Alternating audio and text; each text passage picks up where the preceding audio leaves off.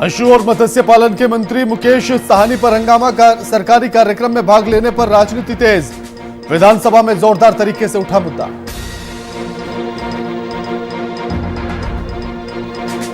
प्रेमी को पाने के लिए मां ने की बेटे की हत्या। ग्रामीणों ने आरोपी मां को किया पुलिस के हवाले। पुलिस ने गिरफ्तार कर आगे कार्रवाई की शुरू।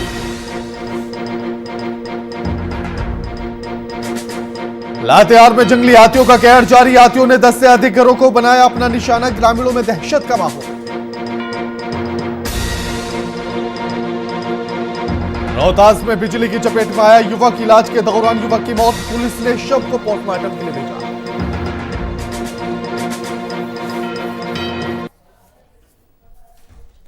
नमस्कार, मैं आपके साथ केके राणा। वीआईपी न्यूज देख रहे हैं आप। पशु और मत्स्य पालन विभाग के मंत्री मुकेश साहनी के भाई की ओर से एक सरकारी कार्यक्रम में भाग लेने को लेकर राजनीति तेज हो गई है। लेने का मुद्दा विधानसभा में जोरदार तरीके से उठा है। आरजेडी के विधायक भाई वीरेंद्र ने यह मुद्दा उठाया और जिसके बाद वहां मौजूद मुख्यमंत्री नीतीश कुमार असहज हो गए। उन्होंने मामले पर आश्चर्य जताया और इस मामले पर खुद मुकेश साहनी से बात करने की बात कही है। दरअसल बीते दिन हाजीपुर में मछुआरों के एक कार्यक्रम में मंत्री मुकेश साहनी की जगह उनके भाई संतोष साहनी मंत्री की सरकारी गाड़ी से कार्यक्रम स्थल पहुंचे। कार्यक्रम स्थल पर अधिकारियों ने उन्हें मंत्री वाला पूरा प्रोटोकॉल दिया और उन्हें कार्यक्रम का उद्घाटन भी किया। न्यूज का और सरकार के जो पदाधिकारी थे, उस विभाग के जो पदाधिकारी थे, उनको मंत्री जैसा ट्रीट कर रहे थे और प्रोटोकॉल का उल्लंघन हो रहा था वहां पे। तो ये सरकार का नियम क्या है, यही जानकारी हम प्राप्त कर रहे थे माननीय मुख्यमंत्री से कि नियम तो आप बदले नहीं न हैं कि मंत्री या मंत्री का परिवार भी जाए तो उद्घाटन समारोह हो जाए, वितरण कार्यक्रम हो जाए, तो ये सरकार जवाब दे। यहाँ लोकतांत्रिक अधिकारों आकांक्षाओं का सम्मान कहाँ कर रही है, लोकतांत्रिक आवाजों का सम्मान कहाँ कर रही है, आंदोलनों का सम्मान कहाँ कर रहे हैं, उसी का ये रिफ्लेक्शन है कि माननीय मंत्री मुकेश जी कार्यक्रम का उद्घाटन अपने भाई से कराते हैं लोकतांत्रिक प्रक्रियाओं का गला घोट करके।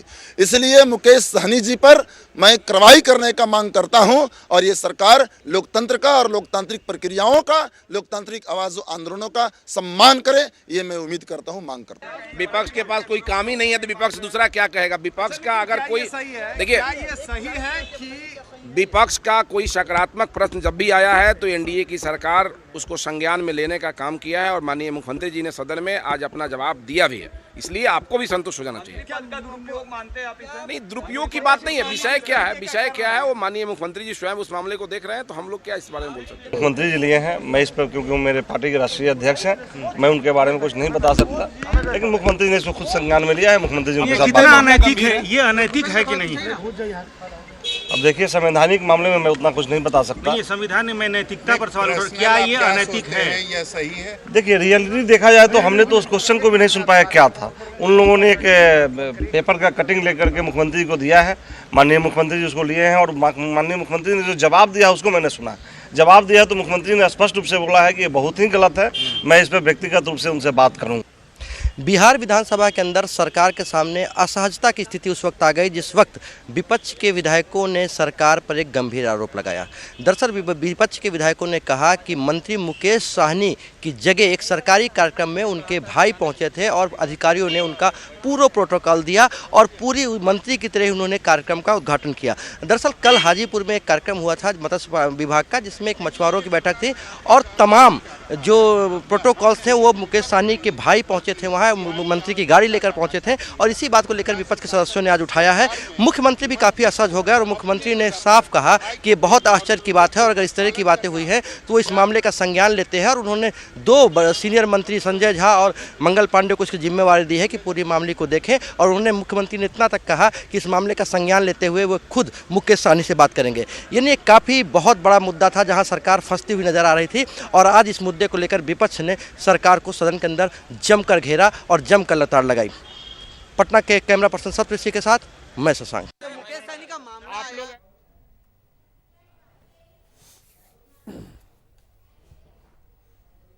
इसी बीच एक बड़ी खबर आ रही है नालंदा से, उसका रुख करेंगे। इस वक्त की बड़ी खबर आपकी टीवी स्क्रीन पर नालंदा से। एलआईसी एजेंट की हत्या मामले में एलजेपी नेता गिरफ्तार।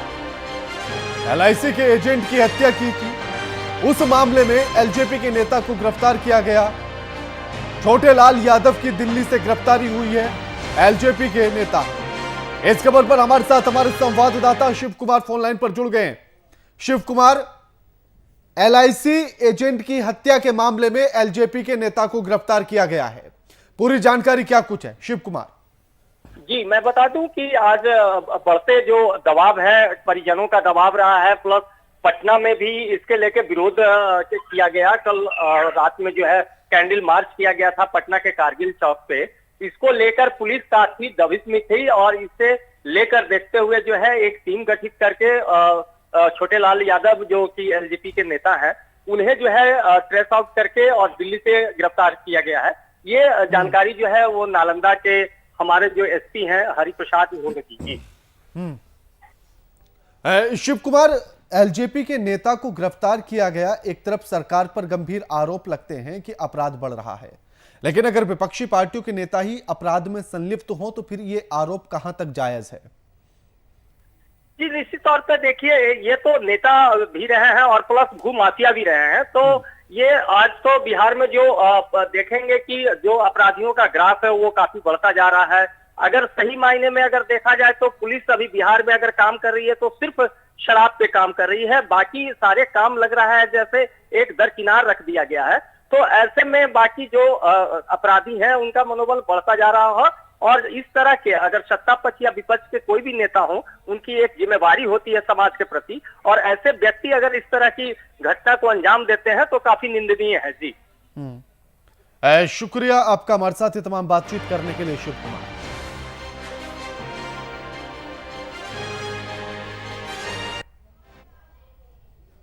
चारा घोटाला में सजायाफ्ता लालू प्रसाद यादव के जेल मैनुअल उल्लंघन मामले में झारखंड उच्च न्यायालय में सुनवाई हुई। यह सुनवाई न्यायमूर्ति अपरेश कुमार सिंह की अदालत में हुई। अदालत के समक्ष राज्य सरकार के द्वारा उनके स्वास्थ्य रिपोर्ट पर जवाब दाखिल किया गया। पूर्व में जेल उल्लंघन मामले पर जेल आईजी के द्वारा अपनी रिपोर्ट पेश की गई थी।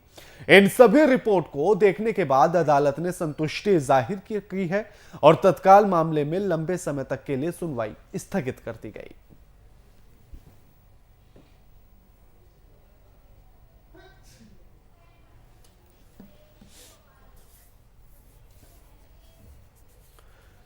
इसी बीच एक और बड़ी खबर आ रही है गोपालगंज से, उसका रुख करेंगे। इस वक्त की बड़ी खबर गोपालगंज से, जहरीली शराब कांड में 9 आरोपियों को फांसी की सजा।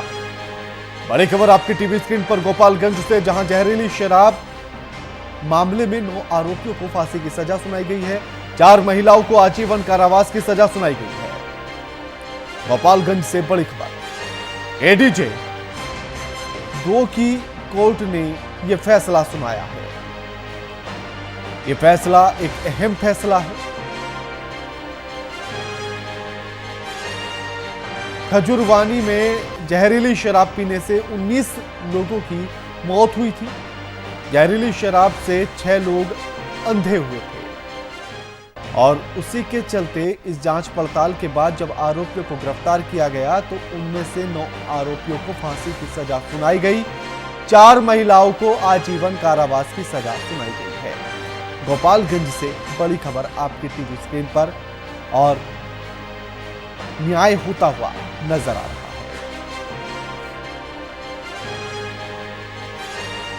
यह सिर्फ एक फैसला नहीं है, यह संदेश है उन तमाम शराब तस्करों को जो शराबबंदी के बाद भी अपने पैर पसारते जा रहे हैं।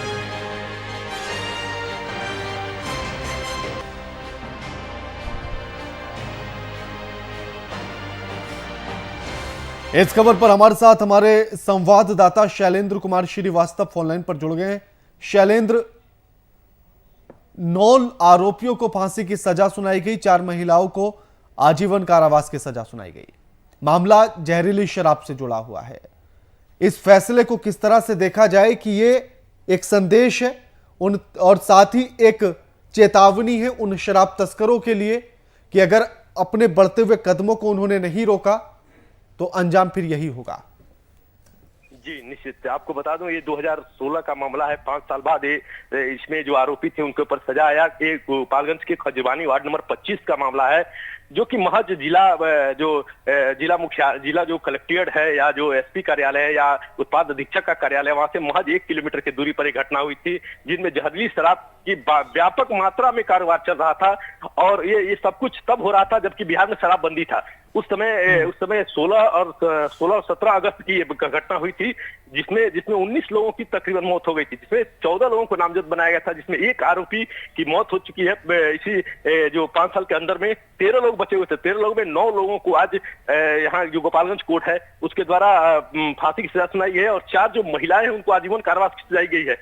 इस सजा के बाद से कहीं ना कहीं जो इसमें पीड़ित जो मरे हुए थे उनके परिजनों के चेहरे पे खुशी देखी जा रही है।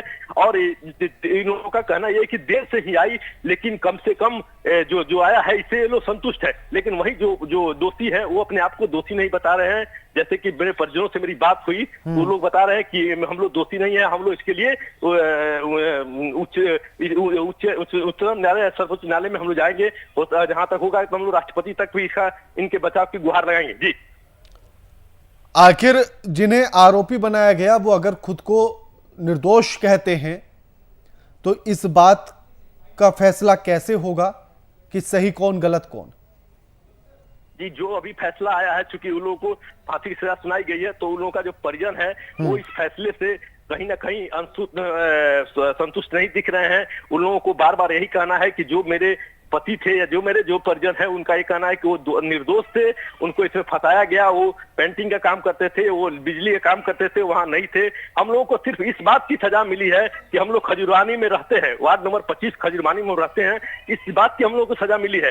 तो जो भी आरोपी है, सब लोग अगर आरोप से अपने आप को वंचित बता रहे हैं, तो इतने बड़ा जो पैमाना, जितने बड़े जो चल रहा था, जो इतना बड़ा कारोबार चल रहा था शराब का, जिस शराब पीने से 19 लोगों की मौत हो गई थी, काफी लोग, करीब आधा दर्जन लोग उसमें आंख की रोशनी चली गई थे, तो आखिर ये कर कौन रहा था? ये बड़ी सवाल खड़ा होता है, जो जांच विषय है उसके ऊपर। जी, शुक्रिया आपका शैलेंद्र, हमारे साथ ये तमाम बातचीत करने के लिए।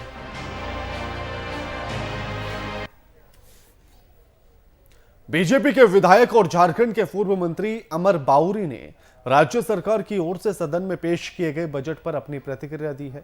उन्होंने सरकार पर बीजेपी की ओर से चलाई जा रही योजनाओं को रीपैमेजिंग कर जनता को गुमराह करने का आरोप लगाया है।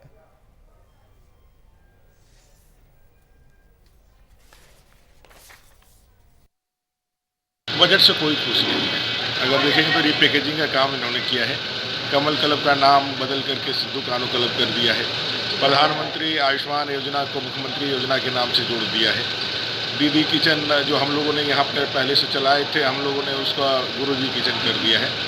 कुल मिलाकर के अभी उन्होंने एक लाया है कि भाई पशु जो अगर कहीं पे गौ की मृत्यु हो जाती है तो उसका अंतिम, अभी भी इनका नज़र गौ के मृत्यु पर ही है। हम लोग हमेशा माने हैं कि भाई गौ को जितना संवर्धन हो उतना ही यह किसानों के लिए, वातावरण, जलवायु के लिए और हमारी संस्कृति के हिसाब से यह बहुत महत्वपूर्ण हो सकता है, लेकिन इनकी नज़र अभी भी उसके मृत्यु पर ही लगी हुई है।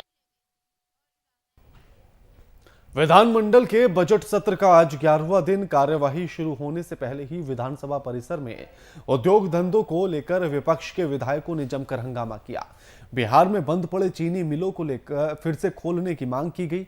साथ ही बियाड़ा जमीन घोटाले की जांच कराने की मांग को लेकर भी नारेबाजी की गई। सरकार पर आरोप लगाया गया कि उद्योगों के लिए अधिग्रहण की गई जमीन को नेता और अफसर को दे दिया गया है, जिसमें अपार्टमेंट बन रहे हैं। वहीं आरजेडी में भी उद्योग धंधों की स्थापना के लिए विरोध किया गया।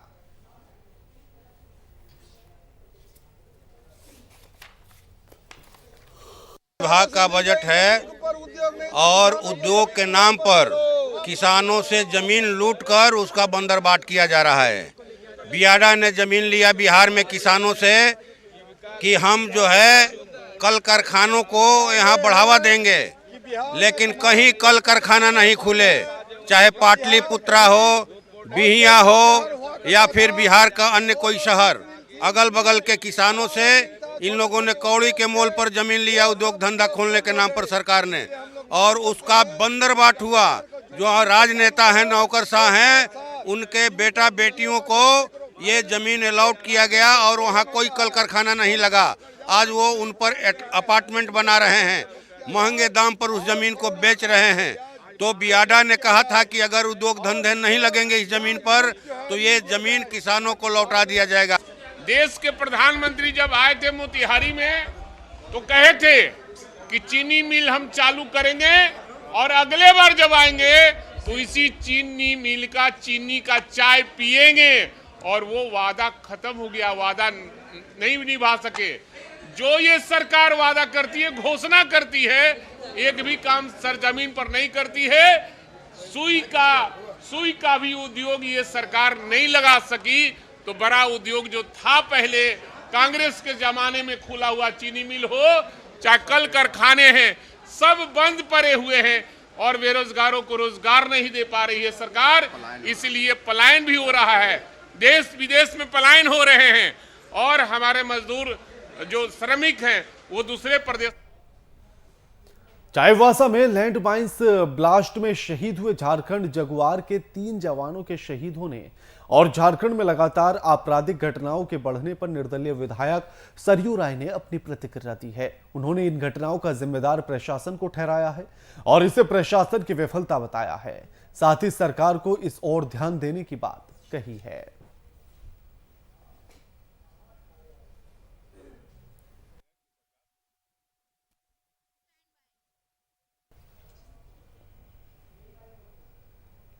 का सीधा मतलब है कि हमारी पदाधिकारी इसके प्रति सावधानी नहीं बरत रहे हैं। अखबारों में रोज़ बातें आ रही हैं, जो नक्सली पकड़े जा रहे हैं वो भी बता रहे हैं कि हमने कई जगहों पर आईडी ब्लास्ट के लिए आईडी लगाया है हमने। तो ये तो विफलता है प्रशासन की और इसको सरकार को भी इसी रूप में लेना चाहिए। ये घटनाएं बढ़ेंगी तो माना जाएगा कि सरकार कानून व्यवस्था बनाने में सफल नहीं है। इससे पहले भी सर जो नक्सली के पास वेपन्स मिले हैं वो मेड इन अमेरिका का है। वह वेपन्स हमारे जो पदाधिकारी हैं पुलिस उनके पास भी नहीं है, जो वेपन्स पकड़ा गया है। नहीं, ये है इसका मतलब कि कहीं ना कहीं से हथियारों की स्मगलिंग हो रही है।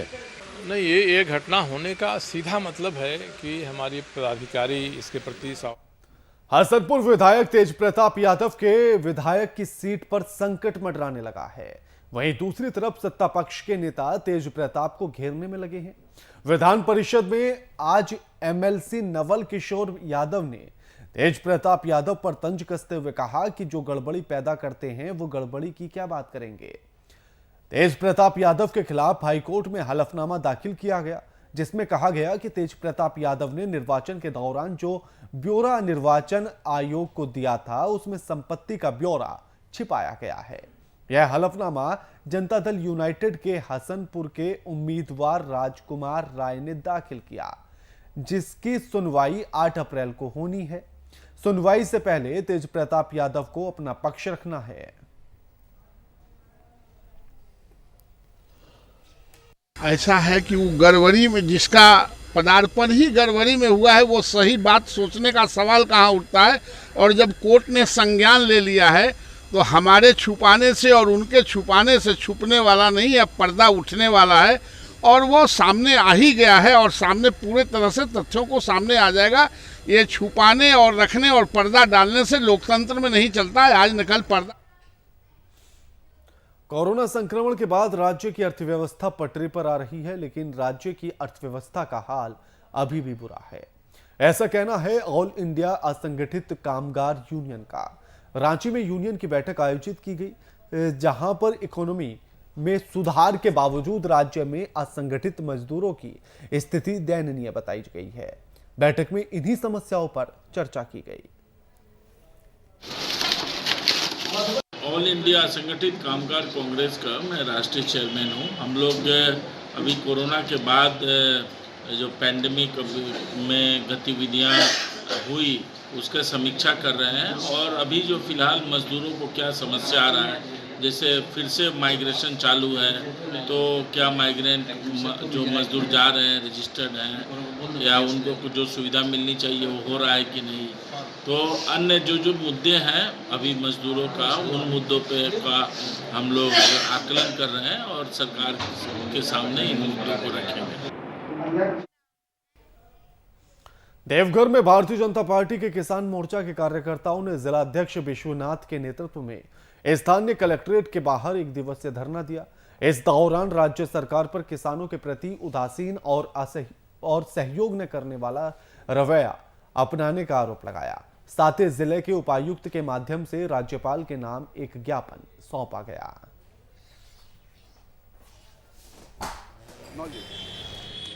पर आज आप धरना दे रहे हैं, क्या मांग है सरकार से? किसानों के हित के लिए आज हम लोग यहाँ धरना प्रदर्शन कर रहे हैं और राज्य सरकार से किसानों के लिए मांग कर रहे हैं। किसानों को कम से कम 90% की ब्याज पर उसको सब्सिडी दिया जाए और जो मिल्क फूड प्रोसेसिंग का जो केंद्र सब बंद पड़ा है। बताइए ना, आज जो धरना का आयोजन किया गया है क्या कारण है, किस लिए आप लोग धरना दे रहे हैं? झारखंड प्रदेश भारतीय जनता पार्टी के निर्देशानुसार एक दिवसीय धरना का कार्यक्रम देवघर जिले में हो रहा है। एक वर्षों तक किसान मोर्चा सरकार के कार्यों को देखते रहा।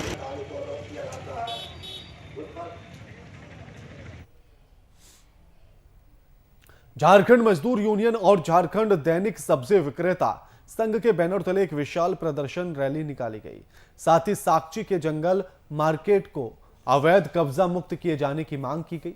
गौरतलब है कि जब यह बाजार आवंटन हुआ था तब ग्रामीण इलाके से शहर में आने वाले दैनिक सब्जी विक्रेताओं के लिए यह मार्केट दिया गया था ताकि वे उक्त स्थान पर सब्जी बिक्री कर सके। लेकिन वर्तमान समय में उसी मार्केट में अवैध कब्जा कुछ बड़े व्यापारियों ने कर लिया है। रुलडी के लोग इधर पूरे क्षेत्र का, पूर्वी सिंहभूम क्षेत्र के पूरे गरीब किसान लोग का जो बरसों से वो जंगली मार्केट नाम से दिया गया था टाटा कंपनी के तरफ से, और वहाँ भोर को 4 बजे खुलता था और 7 बजे संध्या को वो आपस अपने अपने घर जाते थे। चबूतरा बना हुआ सब है, लेकिन कुछ दिनों से खाली 10 बार हुआ है। लेकिन स्थानीय प्रशासन के मिलीभगत से, जेनेसी से मिलीभगत से और टिस्को तहसीलदार लोग के मिलीभगत से 10 लाख 5 लाख में वो चबूतरा को किसान लोग का सब्जी रखने का जो मंडी है उसको बेच रहा है माफिया लोग। सरकार की व्यवस्था कहें या फिर सिस्टम की लापरवाही, जिसके चलते सजा पूरी करने के बाद भी एक विदेशी महिला बिहार शरीफ जेल में बंद है। मामला नूरसराय थाना इलाके का है, जहां पुलिस ने साल 2019 में अहियापुर मोड़ से बांग्लादेशी महिला को भटकते हुए पकड़ा था, जिसके बाद पुलिस जांच में महिला की पहचान बांग्लादेश के खुलना जिले के खलीसपुर थाना क्षेत्र निवासी रिया आफरीन रूपा के रूप में की गई थी। आपको बता दें कि महिला बांग्लादेश से नालंदा आई थी। उसके पास भारत आने संबंधी किसी भी तरह का कोई भी दस्तावेज नहीं था, जिसके कारण विदेशी अधिनियम की धारा के तहत केस दर्ज कर उसे 1 वर्ष 7 दिन की सजा सुनाई गई थी। लेकिन महिला की सजा 22 जनवरी को पूरी हो चुकी है। बावजूद इसके भी अभी तक उसे बांग्लादेश भेजने का प्रबंध नालंदा पुलिस या फिर जिला प्रशासन के द्वारा नहीं किया गया।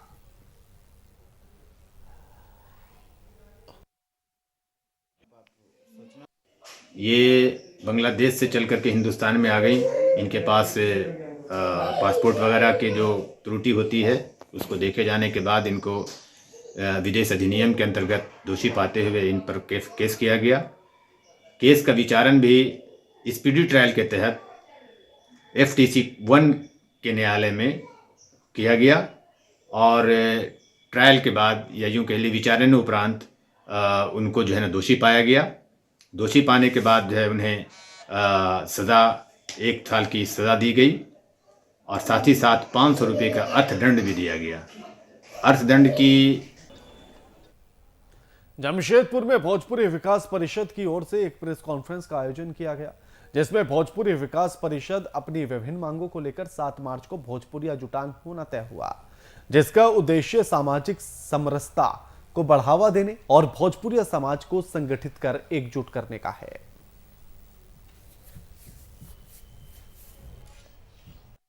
तारीख के हम लोग जो है सो सभी भाई से को निमंत्रण दिए हैं गोलमुरी जोहन्स पार्क में आकाशदीप प्लाजा के बगल में है।